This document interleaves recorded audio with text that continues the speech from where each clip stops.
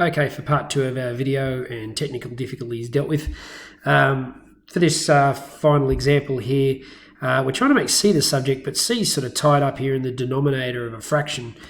So first things first, that I and that r have got really nothing to do with the c, so we'll get rid of that first. It's only being added to that fraction, so we can just take it away. And we'll do that to both sides. It's a pretty terrible take away IR. So there we go, we're going to end up with E minus IR equals Q over C. Now this looks a lot simpler, but I need to get rid of that C out of the denominator, even though it's the bit I want to have as my the subject of the equation. I think in the end, if I multiply by C, that might be might make things a little bit easier. Now, it's probably not necessary that I expand this. Some of you might see the result as it is, but I'm going to expand this anyway, just so you can sort of see how it works, just to sort of illustrate the point with regards to how we'd go. So if we ended up with a situation like this, once we expand, we're going to end up with C minus CIR equals Q. And so the point here is to deal with this sort of situation if it arises. And the answer to that is to factorize.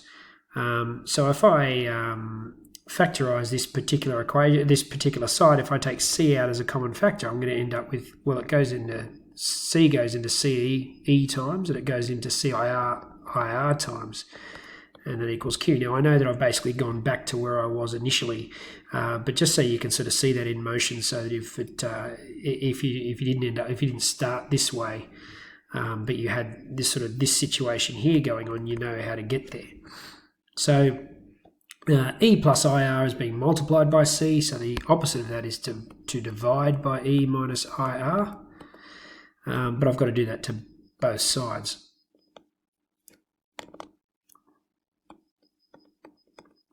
And so that's going to leave me with C equals Q over E minus IR.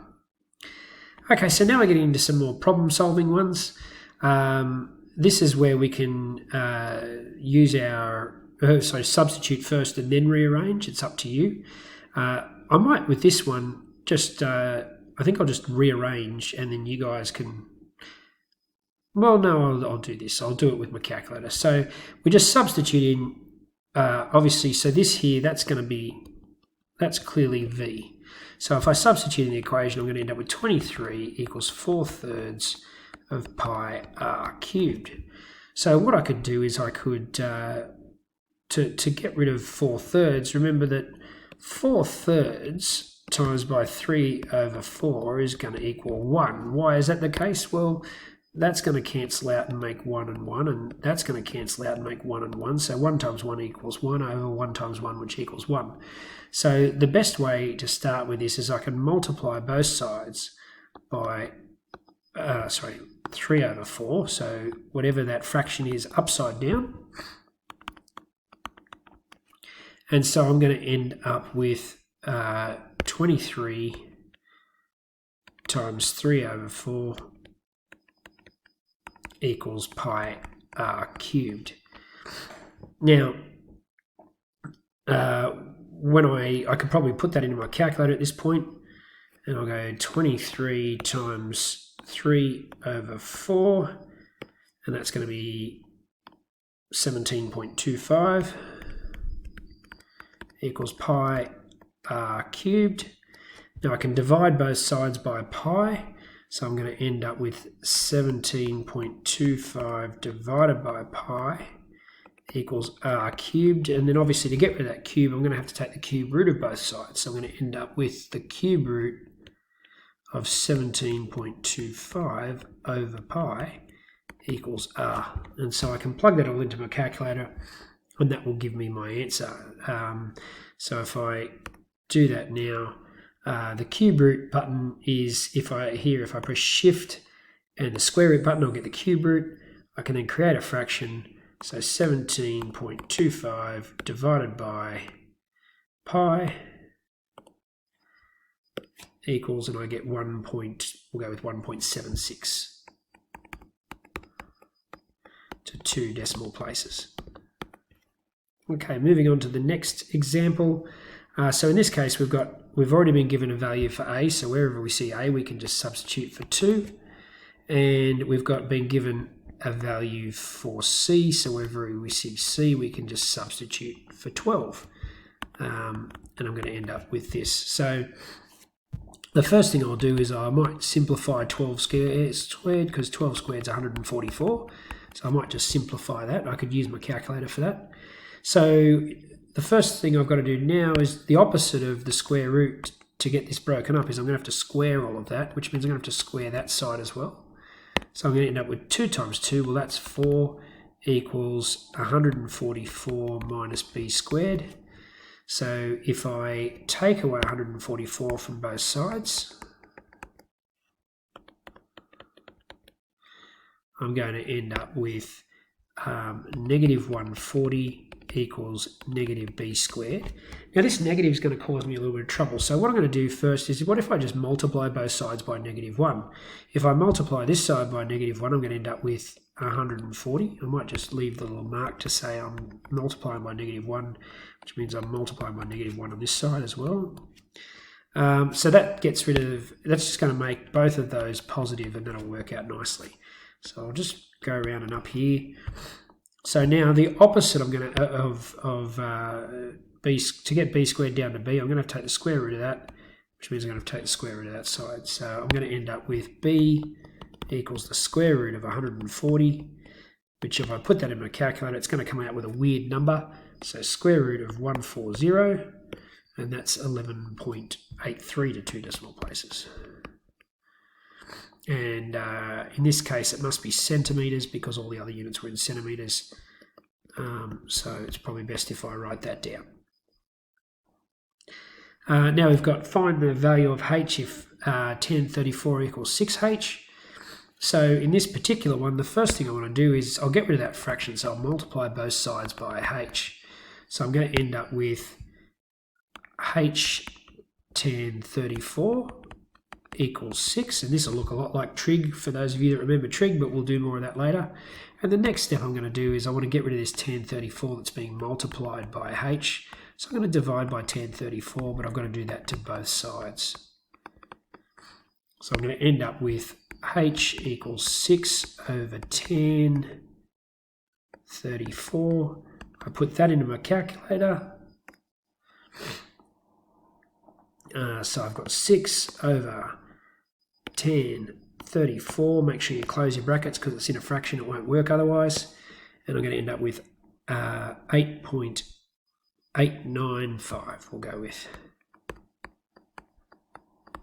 to 3 decimal places. And that's that one. And then for our final example, we've got these R's here, and some of them have what's called subscript. So when we've got something, we've got subscript, which looks like that, and superscript, which looks like that. So subscript, think of a subway, it's down below, and superscript is like Superman, it's up in the air, it's flying away. They're not the same. Subscript just is used to say, well, this is, the first value of x, and maybe this one might be the second value of x. Whereas superscript is used to determine a power. So that's x to the power of 1, and that's x squared. All right, so this is just a way of saying this is our first value of r and our second value of r. So it's not quite the same as we're not squaring, we're not multiplying. It's just a way of using the same variable but different, but to determine different values. So maybe, the value of r at the start, and then the value of r after 2 minutes or something like that. We'd often use this in science. Particularly physics. So we've got I over R, and we've been told that R is 1.12, so 1 over 1.12 equals, now I don't have a value for R1, so I'll leave that alone. And I have a value for R2, so that's going to be 1 over 2.24. So the very first thing I'll do is I'll take away 1 over 2.24 from both sides.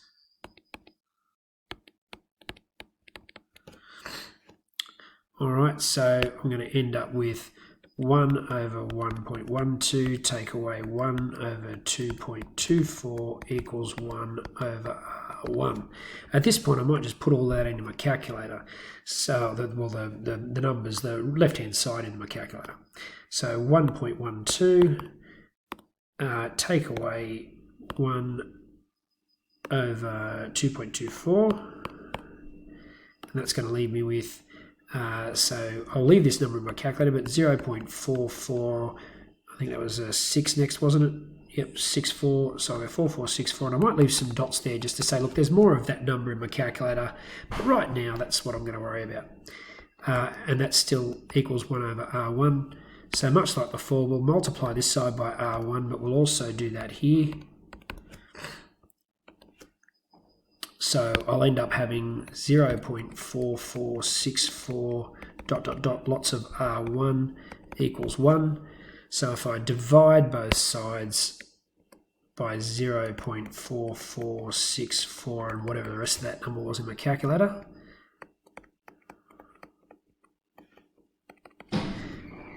I'm going to end up, I'll just go around and over here, I'm going to end up with R1 equals 1 over that 0.44, whatever that was. And if I put that in my calculator, I can use that answer key. So I go 1 divided by the answer, and that's going to give me, well, 2.24. So that gives me a value of R1. So a little bit more complex questions you've got to deal with. Now, the exercises are not in the book you've got. They're from the old General Maths book because, like I said, this has only been recently added. So the makers of our textbook, the textbook was well and truly made by the time this stuff got put in.